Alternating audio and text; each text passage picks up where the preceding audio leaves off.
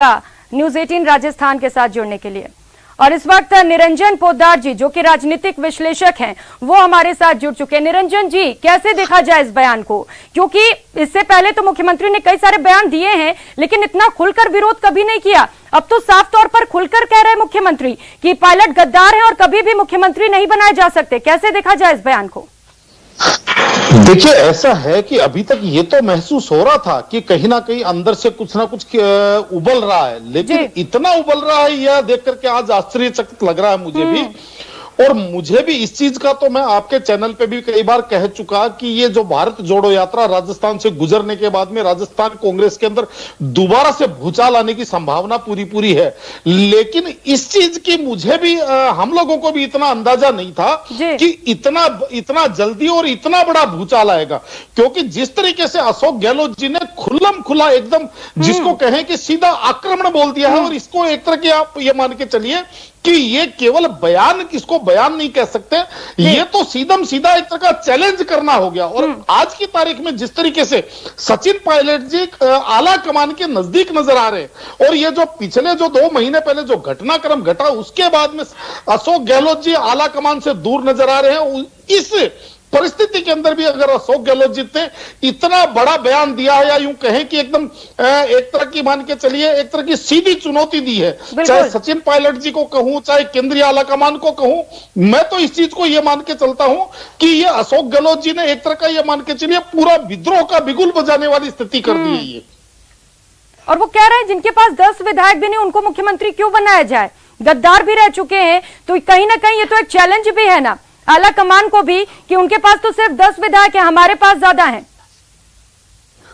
देखिए, मैं आपको पहले भी मैंने आपको कहा था कि जिस तरीके से आला कमान ने एक प्लान बनाया था कि भाई अशोक गहलोत जी को राष्ट्रीय अध्यक्ष बना दिया जाता है, राष्ट्रीय अध्यक्ष मनोनीत कर दिया जाता है या चुनवा दिया जाता है, और सचिन पायलट जी को राजस्थान की सरकार की बागडोर दे दी जाती है, तो ताकि एंटी इनकम्बेंसी सरकार अशोक गहलोत जी के साथ राजस्थान से विदा हो जाएगी और सचिन पायलट जी राजस्थान की जनता को चुनाव में जाकर के ये कहेंगे कि भाई मेरे को तो काम करने का केवल एक साल से भी कम का समय मिला है। और इस तरीके से कांग्रेस को राजस्थान के अंदर दोबारा कहीं ना कहीं बहुमत मिलने की या चुनाव जीतने की पूरी संभावनाओं की एक रणनीति आला कमान ने बनाई थी। लेकिन आला कमान ने अशोक गहलोत जी की मनस्थिति पहचाने बिना, अशोक गहलोत जी की बाजीगिरी कहूं या एक जादूगर की जादूगिरी कहूं, उसको गुणा भाग लगाए बिना अपने ऑब्जर्वर भेज दिए। और उसके बाद में जो घटनाक्रम घटा उसके बाद में ऐसे लगने लग गया था कि भाई सचिन पायलट जी आला कमान के काफी नजदीक, और अशोक गहलोत जी ने कहीं ना कहीं आला कमान को चुनौती दी है। और उसके बाद में कहीं ना कहीं आला कमान इस स्थिति में नहीं था कि राजस्थान के अंदर एक और पंजाब दोहराया जाए, इसलिए उन्होंने कहीं ना कहीं मामले को शांत करने की कोशिश करी। 3 लोगों के ऊपर इन्होंने केवल अपनी रिपोर्ट के अंदर, जो अजय माकन जी ने अपनी रिपोर्ट भेजी, केवल 3 लोगों के अंदर उन्होंने अनुशासनहीनता का वो कारण बताओ नोटिस जारी किया। उसको भी इन्होंने धीरे धीरे करके उसको भी इन्होंने एक तरह का ठंडे बस्ते में डाल दिया। आला कमान की कहीं ना कहीं जो स्थिति थी या आला कमान की को जो मंशा थी वो ये थी कि धीरे धीरे ऐसी स्थिति में ले आओ कि भाई ना तुम हारे ना हम हारे, तुम्हारी भी जय जय हमारी भी जय जय। और इस तरीके से यह मामला ठंडे बस्ते में चले जाएगा। कुछ दिन बाद में 9 दिसंबर के अंदर भारत जोड़ो यात्रा राजस्थान में प्रवेश कर जाएगी। पूरी राजस्थान पार्टी जो है वो भारत जोड़ो यात्रा में लग जाएगी, और धीरे धीरे ये सारा का सारा मामला जनता भूल जाएगी, और कहीं ना कहीं हम चुनाव की रणभेरी बचेगी दोबारा से। निरंजन जी, इस पूरे मामले को ठंडे बस्ते में डालने की कोशिश की गई, एडवाइजरी भी जारी की गई आला कमान की ओर से कि कोई भी बयानबाजी नहीं करेगा, लेकिन अब जब ये बड़ा बयान सामने आया तो ऐसा लग रहा है कि तूफान से पहले की ये शांति थी और अब एक बड़ा तूफान राजस्थान में आने वाला है सियासी घटनाक्रम को लेकर। जी निश्चित रूप से इसके बाद में भी अगर तूफान नहीं आता है, इसके बाद में भी अगर सचिन पायलट जी कहीं ना कहीं नहीं उबलते हैं या इसके ऊपर कोई प्रतिक्रिया नहीं देते हैं, तो मेरे को ऐसा लगता है कि कहीं ना कहीं सचिन पायलट जी भी बहुत ज्यादा कमजोर नजर आएंगे लोगों की नजर में। और आला कमान भी जिस तरीके से अपना इनको हिदायत दे चुकी है, जब अशोक गहलोत जी सोनिया गांधी जी से मिले थे, उन्होंने कहा कि भाई मैंने वहां जाकर के उनसे जो थी उसकी मैंने क्षमा मांगी, जिम्मेदारी अपने ऊपर ले ली, और उसके बाद में आला कमान ने कहा कि अब कोई अनर्गल बयानबाजी ना करें और अपने काम में ध्यान दें। लेकिन उसके बावजूद भी अगर अशोक गहलोत जी ने इस तरीके का बयान दिया है तो मेरा यह मानना है कि यह बयान केवल सचिन पायलट जी को ही नहीं बल्कि यह आला कमान को चिढ़ाने वाला बयान है। क्योंकि आला कमान के निर्देशों के बावजूद भी अगर ऐसा बयान आता है, इतना खुलम खुला और इतना सीधा अटैक अगर किया जाता है, तो आप ये मान के चलिए एक तरह का ये आला कमान के निर्देशों को चुनौती देने वाली बात होगी।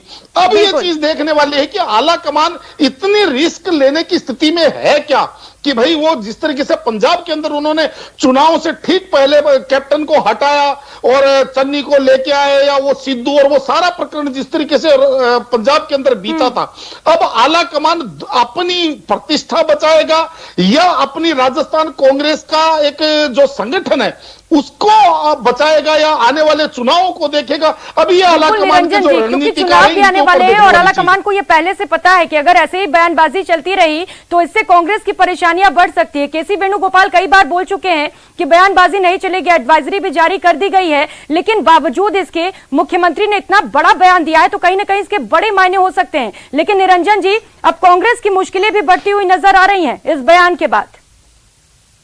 जी निश्चित रूप से मैं वही बता रहा हूं कि जो पहले जो मामला घर के अंदर जो झगड़ा चल रहा था, पहले वो चौराहे पे आया, चौक पे आया, और चौक पे आने के बाद में जैसे तैसे करके उसको ठंडे बस्ते में डालने की कोशिश की, उस आग के ऊपर पानी डाल करके उसको बुझाने की कोशिश की।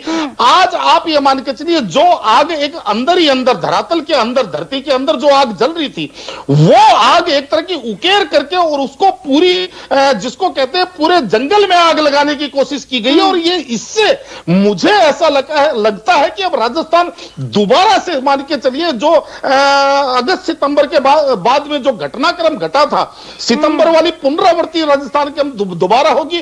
और सबसे बड़ी बात यह है कि आला कमान के लिए सबसे बड़ी चुनौती वाली बात यह है कि भारत जोड़ो यात्रा। बिल्कुल निरंजन जी, अब देखना है कि कितना सियासी पारा राजस्थान में बढ़ता है इस बयान के बाद। बहुत शुक्रिया निरंजन जी आपका इन तमाम जानकारियों के लिए।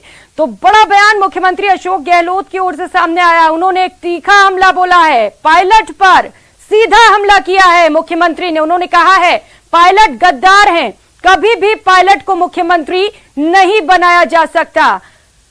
उपनेता प्रतिपक्ष राजेंद्र राठौड़ इस वक्त सीधे हमारे साथ जुड़ चुके हैं। राजेंद्र जी, स्वागत है आपका न्यूज 18 राजस्थान पर। धन्यवाद। प्रतिक्रिया दीजिए अपने इस बयान को लेकर। मुख्यमंत्री कह रहे हैं पायलट गद्दार हैं, कभी भी मुख्यमंत्री नहीं बनाए जा सकते।